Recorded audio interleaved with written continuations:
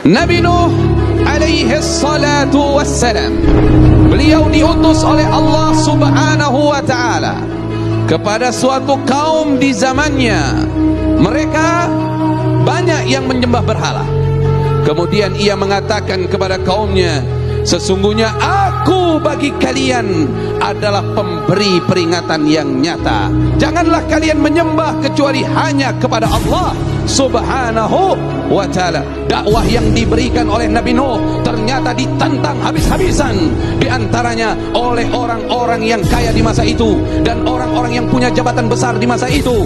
Maka berkata para pembesar dari orang-orang yang menyekutukan Allah dari kaumnya Nabi Nuh, apa yang mereka katakan?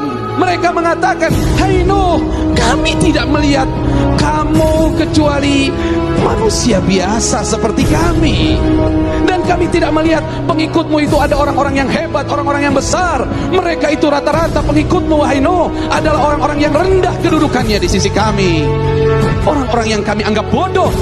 Allah subhanahu wa ta'ala memberikan wahyu kepada Nabi Nuh alaihi salatu wassalam, sesungguhnya dari kaummu tidak lagi ada yang akan beriman.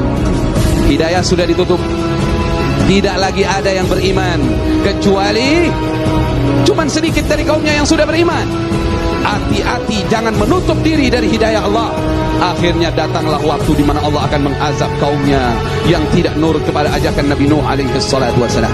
Kemudian Allah berfirman, wahai Nabi Nuh, buatlah kapal besar. Maka Nabi Nuh saat itu bertanya kepada Allah, ya Allah, saya tidak punya pengalaman dalam membuat kapal. Saya tidak mengerti tentang kayu, bahkan saya tidak mengerti. Kata Allah subhanahu wa ta'ala, bikin kapal besar itu dengan pengawasan kami dan petunjuk dari kami, kata Allah. Kemudian Allah katakan dalam mengerjakan kapal itu, kamu jangan lagi istighfarkan mereka, orang-orang zalim itu. Jangan lagi kamu ajak bicara dia tentang dakwah. Jangan lagi kamu doakan dia. Sesungguhnya mereka semua akan tenggelam, kata Allah. Ketika Nabi Nuh bikin kapal itu orang-orang yang menyekutukan Allah subhanahu wa ta'ala, yang memusuhi Nabi Nuh, yang biasa menolak dakwah Nabi Nuh, tiba-tiba mereka kangen sama Nabi Nuh. Kemana aja nih Nuh nih, katanya. Kata mereka, oh di atas bukit. Mereka datang ke atas. Apa tujuan mereka datang ke atas? Apa tujuan mereka datang kepada Nabi Nuh?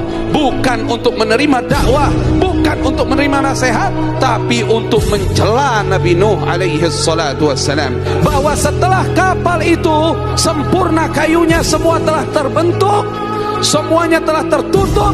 Kemudian Allah perintahkan, wahai Nuh, kalau sudah datang ciri-ciri akan datangnya azab, keluar air, wafarat tanur, keluar air dari tempat api.